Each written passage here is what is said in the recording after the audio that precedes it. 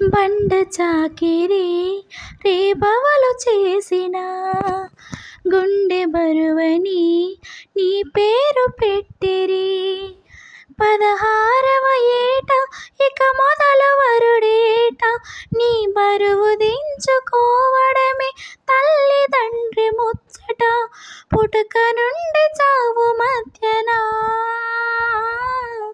బ్రతుకునంతా అరగదీసిన ఈ జీతము ఏ సెలవో ఎరుగని ఒక దాసిలా ఆడకూతురా నీకు అడుగడుగున వందనం.